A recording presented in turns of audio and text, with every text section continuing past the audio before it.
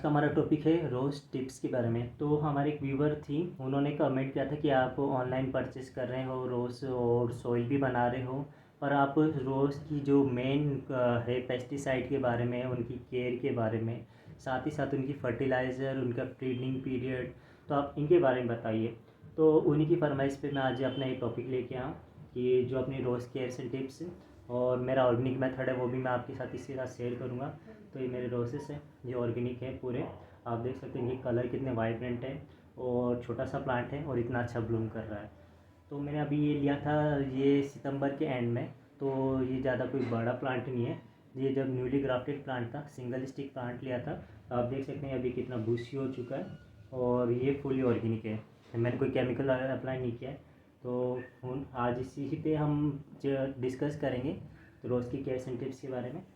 तो लोगों को क्या है, रोसेस को लेके कुछ मिथ्स है कि पहली मिथ तो सबसे मेन मिथ है कि लोग सोचते कि हम बहुत ज़्यादा फर्टिलाइज़र डाल देंगे तो हमारे प्लांट बहुत अच्छे ब्लूम करेंगे, बहुत अच्छी ग्रोथ होगी। तो ऐसा कुछ होता नहीं है। तो प्लांट में फ्लावरिंग में, स्पेशली रोज़ फ्लावरिंग में कुछ कुछ फैक्टर्स होते हैं, उन्हों पे ही उनकी फ्लावरिंग डिपेंड्स करती है। तो कुछ फैक्टर्स है जैसे कि वैरायटी से, टेम्परेचर है और आपकी एज है प्लांट की, और भी बहुत सारे फैक्टर्स हैं, आपकी केयर है।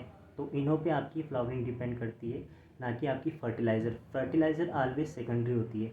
कभी भी फर्टिलाइज़र आप प्राइमरी लेके नहीं चल सकते हैं, क्योंकि जैसे हमारी कोई कमी होती है, उसको कमी को पूरा करने के लिए हम फर्टिलाइज़र देते हैं, हम सॉरी फर्टिलाइज़र क्या, हम मेडिसिन लेते हैं। तो ऐसे ही हम प्लांट में जो डेफिशिएंसी होती है तो उसको न्यूट्रलाइज करने के लिए हम फर्टिलाइज़र डालते हैं, ना कि हम प्लांट में फर्टिलाइज़र डाल देंगे तो उससे उसका ऐसा नहीं कि आप दे दम फर्टिलाइज़र डाल रहे हो तो आपके प्लांट बहुत अच्छे ग्रो कर जाएंगे।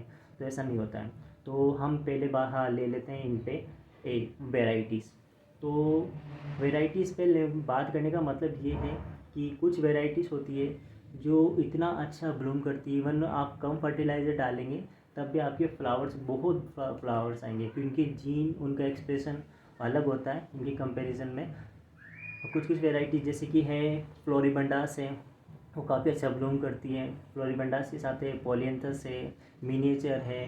फिर उसके बाद आ जाते हैं हम हाइब्रिड पे, फिर ग्रैंडीफ्लोरास है। तो ये वेराइटीज़ है, तो अलग अलग वेराइटीज़ होती है और अलग अलग वेराइटीज़ का जीन एक्सप्रेशन अलग होता है। तो वो अपने अपने हिसाब से ब्लूम करती है, कुछ कम ब्लूम करती है तो कुछ बहुत ज़्यादा ब्लूम करती है। तो ये बात आपको पता होना चाहिए, क्योंकि काफ़ी कॉमन मिथ है लोगों को देख के। तो अगर आप चाहते हैं कि कुछ ऐसी वेराइटीज़ है जो बहुत ज़्यादा ब्लूम करती है, तो आप ऑनलाइन जो परचेज़ करते हैं रोसेस, उनसे आप बात कर सकते हैं कि कौन सी जो रोज़ की वैरायटी है वो काफ़ी अच्छी ब्लूम करती है, तो वो हमें चाहिए, तो आप वो उनसे बात कर सकते हैं। तो वो तो हो गया हमारा ये टॉपिक ख़त्म। तो आज हम बात कर लेते हैं इनके, मैं जो ऑर्गेनिक फर्टिलाइज़र यूज़ करता हूँ उसके बारे में। तो यहाँ मैंने ले रखा है ये चुकंदर का जूस। ये काफ़ी डायलेट है, ये कद्दूकस करके लिया हुआ था।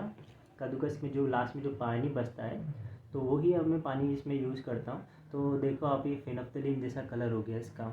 जब ये एकदम एकदम डाइल्यूट लेना है और आपको एक क्लियर वाटर लेना है, कभी भी इसमें छोटे छोटे पार्टिकल्स से जो ऐसा नहीं लेना है। अगर आप ऐसे लेंगे तो आपके जो प्लांट में फंगस लगने के चांसेस ज़्यादा हो जाएंगे। हाँ, और आपको ये हफ्ते में मात्र 2 हफ्ते में एक बार ही डालना है, उससे ज़्यादा नहीं डालना है। अगर आप ज़्यादा डालोगे तो एक स्लज बन जाएगा, उसमें सारा न्यूट्रेंट हो जाएगा। अगर हमारे सॉइल में काफ़ी ज़्यादा न्यूट्रेंट हो जाएगा तो हमारे एटमॉस्फेयर से जो जितनी फंगस है तो उसमें ग्रो करने लग जाएगी और फिर वो प्लांट को इन्फेक्ट कर देगी, तो आपका प्लांट मर भी सकता है। तो इसको आपको 2 हफ्ते में सिर्फ मात्र एक बार ही डालना है। चाहे तो आप अगर 2 बार भी डाल सकते हैं, कुछ नहीं है, पर आपको प्रिकॉशंस लेने होंगे, क्योंकि पानी हमेशा ऐसा होना चाहिए, देखिए क्लियर होना चाहिए और एकदम डाइल्यूट होना चाहिए। तो इसी को ही मैं अपने प्लांट में डाल दूँगा।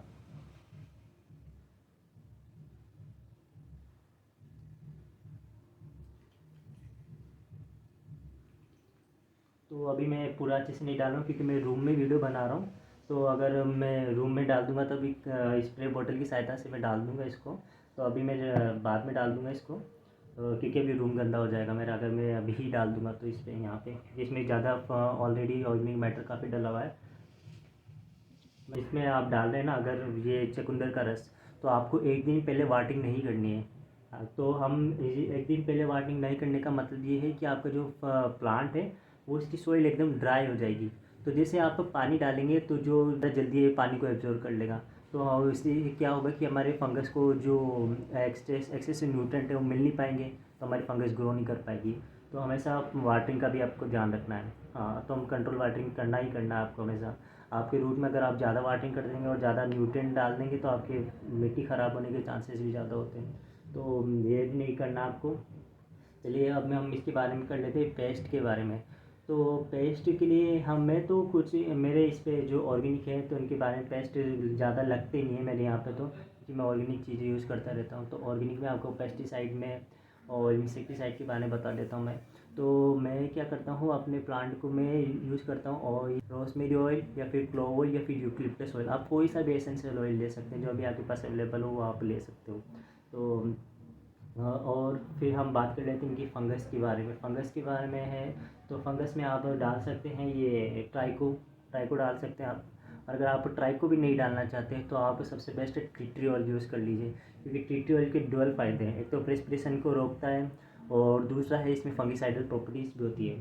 तो मैं तो इसमें एक्चुअल में ट्राइको भी नहीं डालता हूँ, तो मैं तो बस यही डालता हूँ, टी ट्री ऑयल ही डालता हूँ इसमें। तो आप टी ट्री ऑयल डालिए, जितना कम हो सके आप केमिकल फर्टिलाइज़र का उपयोग कम करें, क्योंकि आप जैसे केमिकल फर्टिलाइज़र में क्या होता है, काफ़ी ध्यान रखना पड़ता है। आप एक्सेसिव फीडिंग कर देंगे, आपका इतना अच्छा प्लांट है वो सडनली ड्राई भी हो सकता है, क्योंकि वो डिहाइड्रेशन की वजह से ड्राई भी हो सकता है। क्योंकि हमारे जो केमिकल फर्टिलाइज़र होती है वो हाइग्रोस्कोपिक होती है। हाइग्रोस्कोपिक का मतलब ये होता है कि वो अपने रूट में जो रूट होता है उसमें से मॉइस्चर निकाल देती है, साथ के साथ स्टेम्स में से भी मॉइस्चर से एब्जॉर्ब कर लेती है। जैसे कोई हम चीनी होती है उसको रखते हैं तो वह क्या करते हैं, एटमॉस्फेयर से अपना जैसे मॉइस्चर एब्जॉर्ब करती है। जैसे ही हमारे जो केमिकल फर्टिलाइज़र होते हैं, अगर आप ज़्यादा डाइल्यूट नहीं करके डालोगे तो आपके प्लांट मरने के चांसेस ज़्यादा होते हैं। तो इतना रिस्क क्यों लेना, मैं तो सोचता हूँ कि इतना रिस्क लेना नहीं चाहिए। इसके कंपैरिजन में आप ऑर्गेनिक फर्टिलाइज़र डालिए, वर्मी कंपोस्ट हफ्ते में सिर्फ एक बार डालिए।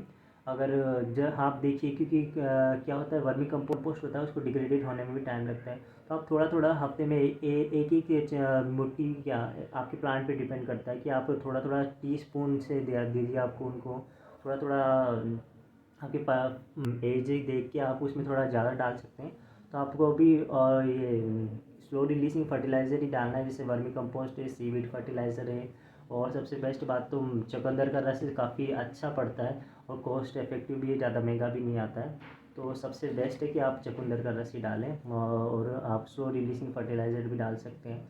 और वर्मी कंपोस्ट तो मस्ट है, आप वर्मी कंपोस्ट डाल दीजिए। हफ्ते में थोड़ा थोड़ा सा वर्मी कंपोस्ट डाल दीजिए, क्योंकि रोसेस होते हैं ये क्या है, हैवी फीडर्स होते हैं।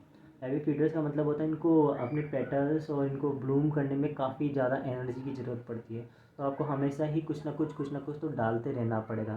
तो हफ्ते में एक बार आप थोड़ा सा वर्मी कंपोस्ट डाल दीजिए, और हफ्ते में एक बार, 2 हफ्ते में एक बार, सॉरी, 2 हफ्ते में एक बार चुकंदर का रस ज़रूर ज़रूर डालिए।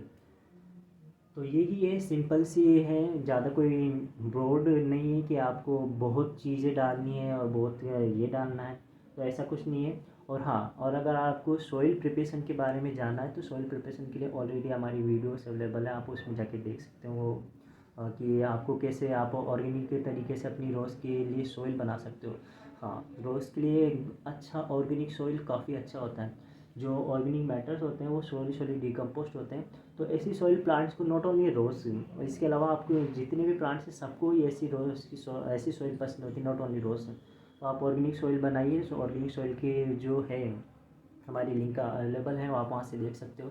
इसके अलावा आप केयर्स एंड टिप्स तो मैंने बता ही दिए। केयर्स एंड टिप्स से ज़्यादा काफ़ी ऐसा है नहीं कि आपको डेली डेली कुछ होता है कि आपका डेली डेली वाटरिंग करने लग जाते हैं, तो ऐसा भी आपको करना नहीं है। कंट्रोल वाटरिंग रखनी है आपके प्लांट में। आपकी अगर प्लांट में आप ज़्यादा पानी डाल देंगे और ज़्यादा ऑर्गेनिक मैटर डाल देंगे तो वो स्लज बन जाएगा, तो आपकी प्लांट की रूट चौक हो जाएगी। तो आपको ऐसा भी नहीं करना है। प्लांट को हमेशा ऐसी रूट चाहिए जो एरी हो, क्योंकि स्टेम ही रेस्पिरेशन नहीं करता है, इसके साथ साथ रूट्स भी रेस्पिरेशन करती है। अगर आपकी हेल्थी रूट्स होगी तो आपका प्लांट ज़्यादा अच्छा हेल्थी होगा, वो ज़्यादा अच्छी न्यूट्रिएंट एब्जॉर्ब करेगा। तो इसलिए आप वाम यूज़ कर सकते हैं। तो वाम तो मैंने बता रखा है। तो आप ये जो चीज़ें हैं ये आपको सॉइल मिक्सर में ही डालनी है। तो हमारा सॉइल मिक्सर का वीडियो आप देख लीजिए, वो बहुत काफ़ी अच्छा वीडियो है। प्लांट भी देखिए आप, ये ऑर्गेनिक रोज़ है, इसका कलर आप देखिए वाइब्रेंट, कितना अच्छा वाइब्रेंट है। और सबसे बड़ी बात है कि ये रोज़ को खिले हुए अभी काफ़ी टाइम हो गया है। तो मेरा एक पर्सनल एक्सपीरियंस है कि जब हम ऑर्गेनिक फर्टिलाइज़र डालते हैं in comparison to chemical fertiliser, तो आपके जो फ्लावर्स होते हैं वो काफ़ी टाइम तक ब्लूम करते हैं, या इन कंपैरिजन टू इनऑर्गेनिक। तो चलिए, हमारा ये आज का रोज़ का टॉपिक ख़त्म हो चुका है। तो आप अगर चाहते हैं कि मैं आपको ऐसी नई नई वीडियोस बताऊं रोसेस के बारे में, रोसेस नॉट ओनली रोसेस और दूसरे प्लांट्स के बारे में बताऊं, तो आप चैनल को सब्सक्राइब कर सकते हैं। और हमारी ऑर्गेनिक गार्डनिंग है, उसमें आप नई नई चीज़ें सीख सकते हैं और केमिकल का उपयोग कम कर सकते हैं। केमिकल प्लांट के लिए भी हार्मफुल नहीं होते हैं, हमारे लिए भी हार्मफुल होते हैं। तो आप मदर नेचर पे भी एक लोड नहीं डाल रहे हो और आप